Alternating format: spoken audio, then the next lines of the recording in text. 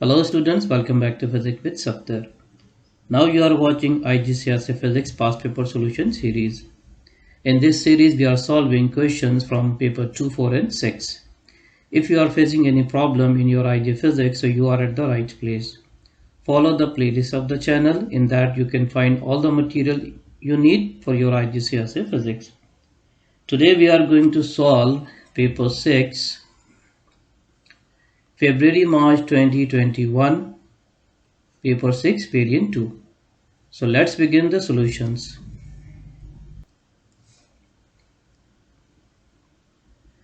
This is question number 1. A student investigates the motion of an oscillating meter rule. He uses the operators shown in figure 1.1. Figure 1.1, horizontal bench and meter rule. Stands are there.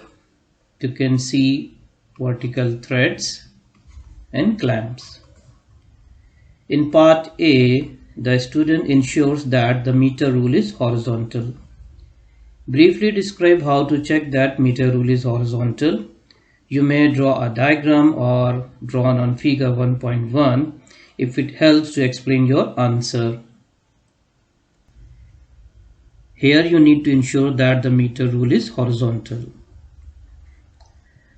To check a horizontal meter rule is there or not, you can do one thing. You can measure this height rule to the bench by using a rule. Let its height h1 you can measure by using a rule. Second, this height by using the meter rule, this is h2. If you get the situation h1 is equals to h2, if both are equal, that means your meter rule is horizontal in position.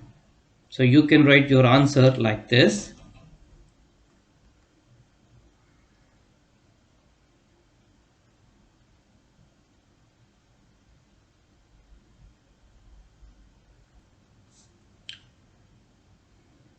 Part B.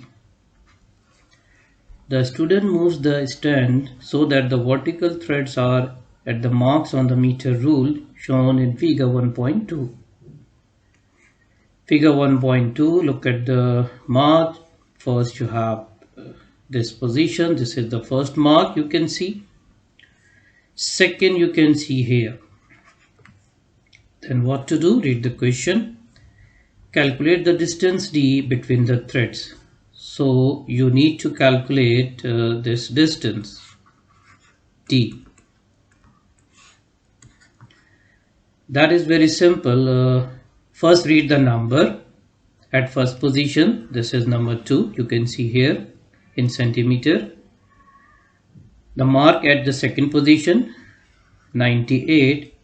So when you subtract 2 with 98, you get the distance between these two points. So you can write like that is equals to 98 minus 92 gives 96 centimeter. Part C. He twists the meter rule a small amount as shown in figure 1.3 and then let it go so that it oscillates in a rotating motion. Look at this figure 1.3. Due to this twist, this meter rule start oscillation like this. For this, what we have, he measured the time t for 5 complete oscillation of the meter rule, 3.63 seconds.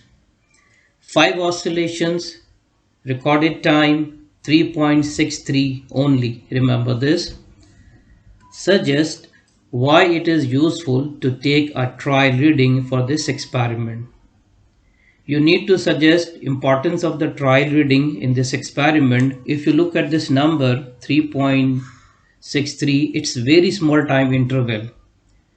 and the meter rule oscillate 5 times in this small time of interval. That means trial reading is very important. It gives you an idea. Time measurement is possible with the accuracy, yes or no. That's why we take trial reading for this experiment. You can write your answer like this.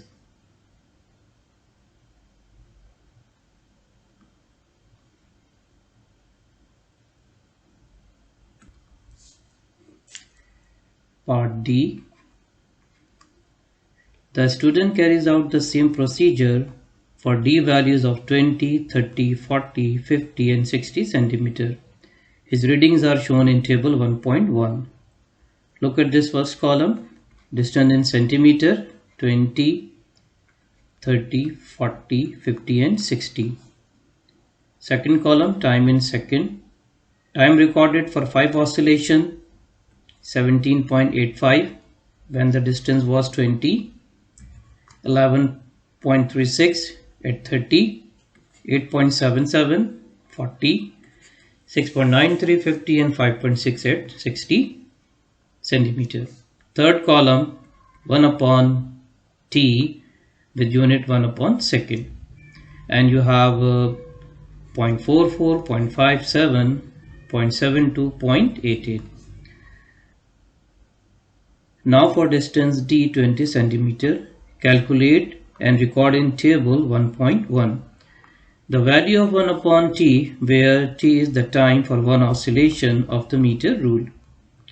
Use the value of time T from table 1.1 and the equation 1 over T is equals to 5 by T. Calculate this one. This distance 20 centimeter, you have time 17.85 seconds. You need to calculate this box. It is given 1 over T. You can calculate by using this formula, 5 divided by T. For this first reading, the T is 17.85. So you write 5 over 17.85. 5 over 17.85 gives 0.28. So 1 over T is equals to 0.28, 1 over second. So you can write 1 over T for first row.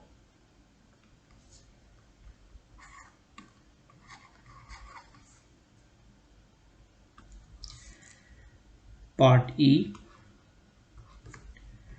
Plot a graph of distance D in centimeter along y-axis against 1 upon T x-axis. Now you need to plot a graph quantities between D and 1 upon T. To plot the graph, first of all, you need to check what are the columns and what are the readings we have.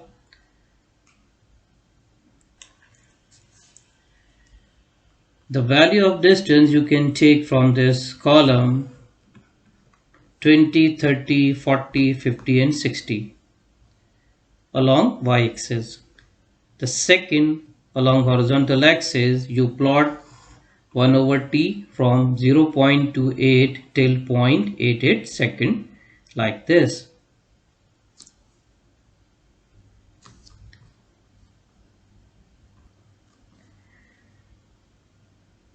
Choose the scale like this. On vertical axis 20, 30, 40, 50 and 60. And horizontal axis you have 0.2, 0.4, 0.6, 0.8 according to the range. When you plot the point, you get the point like this. You can see on this graph.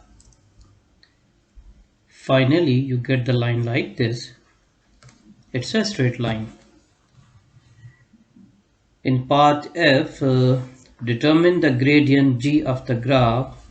Show clearly on the graph how you obtain the necessary information. Here you need to calculate the gradient of the line. To calculate the gradient, we select 2 points on the line like this. This is point 1. You can read point P1 from here. x1 gives 0.3 according to this scale, and this intercept gives its y1 value. According to the scale, you can read 22 here. This is point 2. Draw a line from here on horizontal axis. Its intercept here. This point gives x2. You can read 0.8 according to the scale. Draw a line from point 2 on vertical axis. This intercept gives you the second y2 53 centimeter according to the scale. The gradient you can find like this: y2 minus y1 over x2 minus x1. Now substitute the value: 53 minus 22 over 0.8 minus 0.3. It gives 31 over 0.5. Divide the number, finally you get 62. That is the gradient of this line.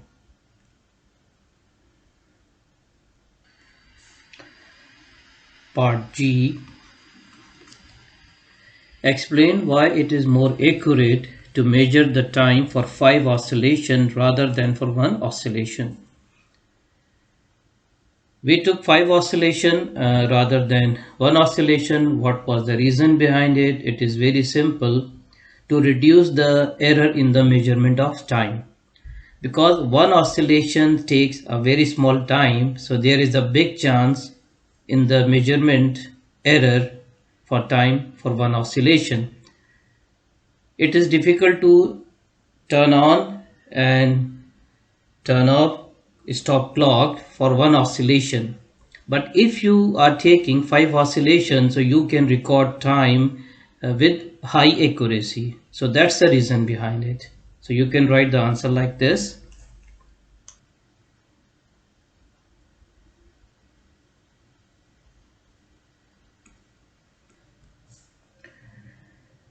Part 2. Describe how the experiment could be improved to make the readings more reliable. If you recall the table, in that you recorded the reading like this.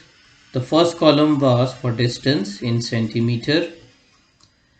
Then second column for time in seconds.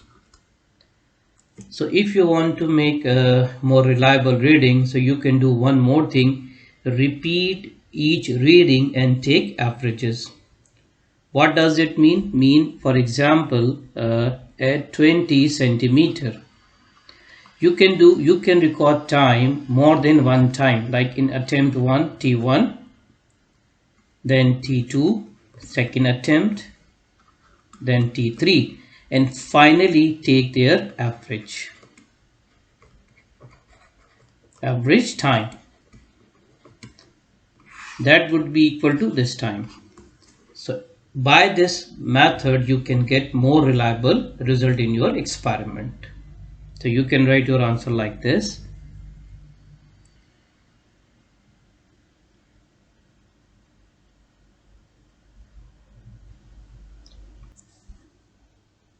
Question number 2.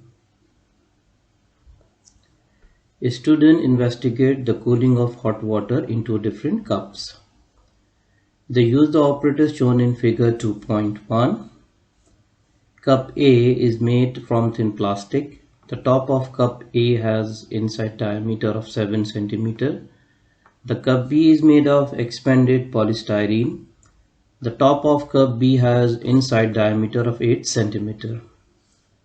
Look at this diagram, figure 2.1. This is cup A made of plastic material, and its inside diameter 7 cm. Top diameter you have 7 cm, and its inside diameter of the top is 8 cm. We have this information, and you can see a bench thermometer to measure the temperature, and you can see one reading on this thermometer. This is part A1. Record the room temperature shown on the thermometer figure 2.1. Figure 2.1 and you need to record this temperature. Look at this dark region that is showing liquid inside the thermometer column. What is the value you can read from here? First of all, you need to know what is the value of each increment or what is the value of one line. It's very simple. You can use this method take this number, the lowest you can see, that is 10, and the second mark value 20. First check the difference between them. 20 minus 10, it gives you 10, divided by total number of line between this interval.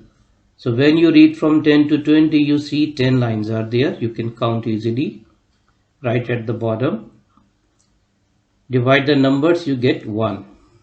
That means for this thermometer, one increment is equal to 1 degree Celsius. So start reading what we have. This is 20, then 21, 22 and 23. So you can write here this is 23 and your answer with the proper unit degree Celsius. Part 2. Describe one precautions that you would take to ensure that temperature readings in the experiments are as accurate as possible. That means how would you record the accurate reading from thermometer? Remember the rules how to record the reading from a thermometer. A line of sight perpendicular to the scale. That's the one precaution. Line of sight means, for example, your line of sight, this is the line of sight, the eye at this point. So this side is perpendicular. This is the right way to observe the reading. If line of sight something like that, eye at this place, that is not correct. At the bottom side, if you are using this way, not correct. So this is the perpendicular view to the scale, and that's the correct method. So you can write your answer like this.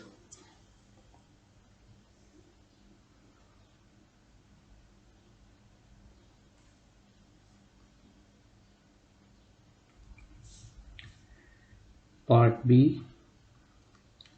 A volume of 100 cubic centimeter of hot water is poured into each cup and the initial temperature is recorded in table 2.1. This is table 2.1. The temperature of the water in each cup is recorded every 30 seconds. The values are shown in the table 2.1. You had the two cups in the beginning with different diameter,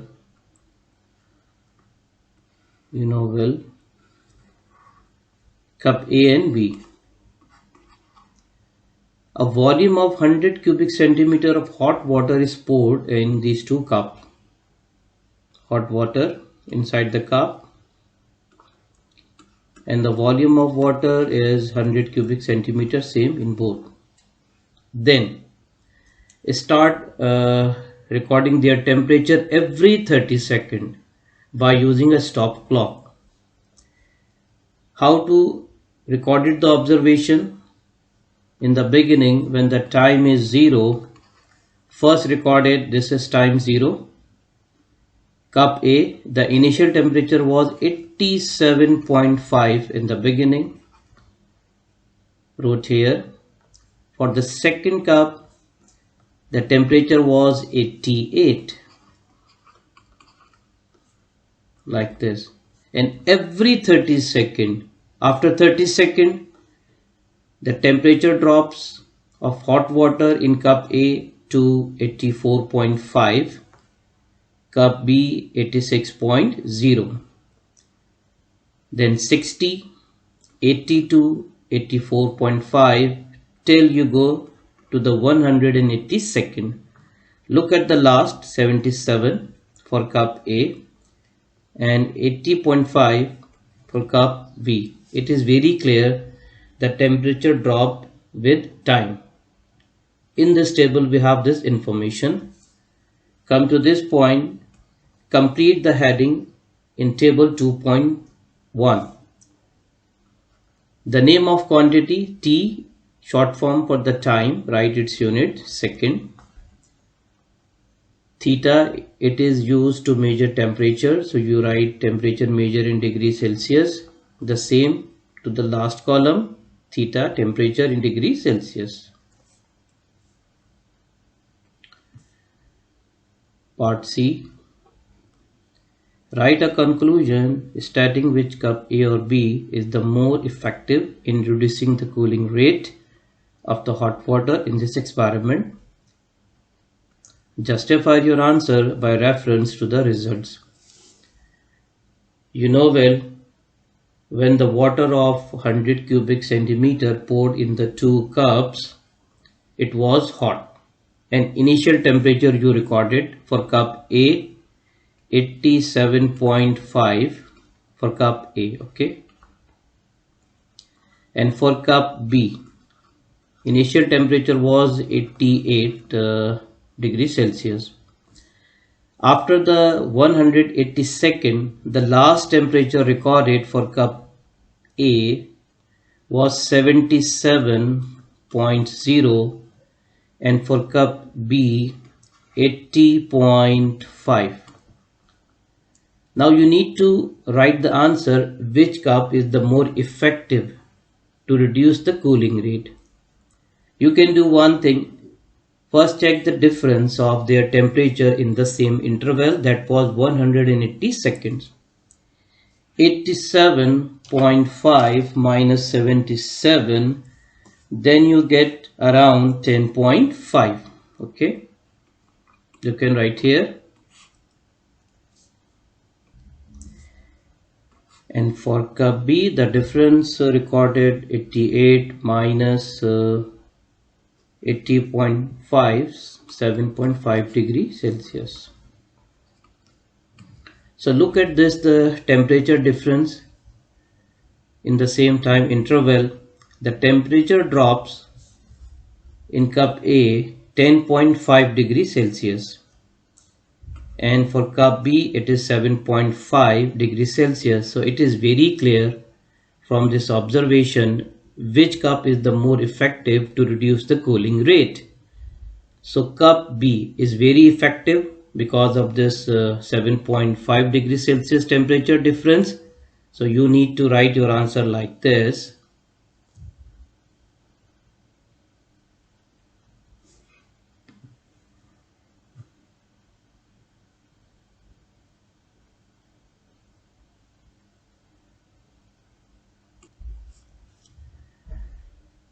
Part D.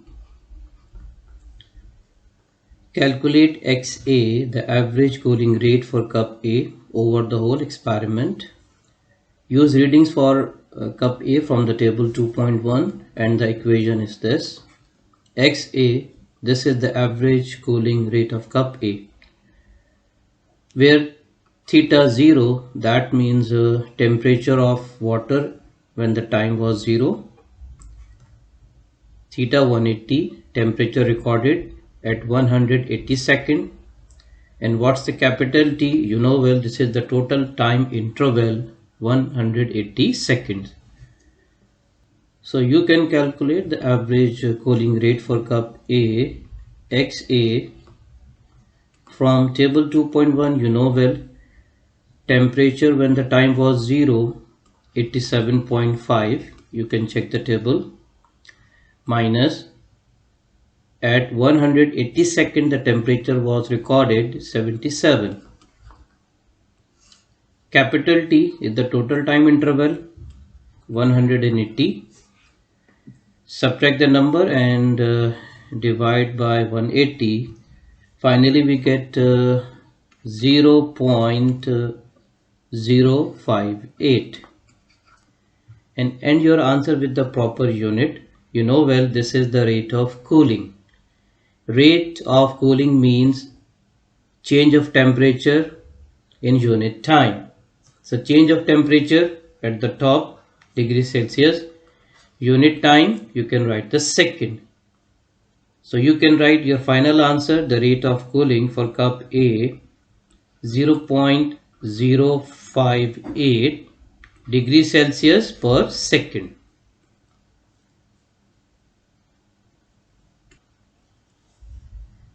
Part 2. Suggest an additional experiment to show how the lid affects the cooling rate of cup A. Explain how to use additional results to show the effect. First part, write additional experiment, then explanation. In the question, we recorded the rate of cooling for cup A with lid. So you can do one more thing. Perform experiment this type without lid. And do the same thing you have done before. That means take the cup, fill with the liquid, same amount, record initial temperature, take time interval difference 30 seconds, record the difference in temperature drop, then finally till 180 seconds. And the same method you will use. Calculate the rate of cooling by using the same formula as above, and after getting the final answer you compare your result with the result in the first case. So all these things how you are going to write in this part, like this.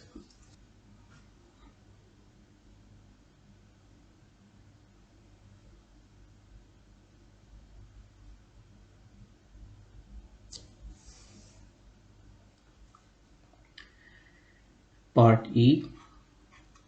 A student wished to compare the effect of material of the cups on cooling rates. Suggest two variables that she should control to make their test fair. Cooling rate, and you are going to compare the effect of material used in cups. Recall the cup A was made of thin plastic. Second, B, polystyrene. Now what would be the fair test if you want to compare the effect of materials on cooling rate? That is very simple. If you want to compare, you need to be careful about these points. Number one,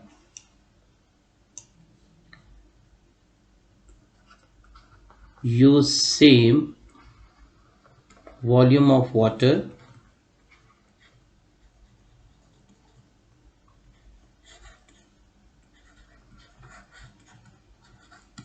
Number two,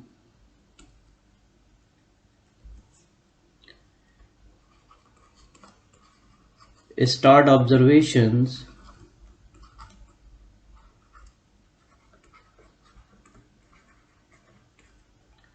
with same initial temperature.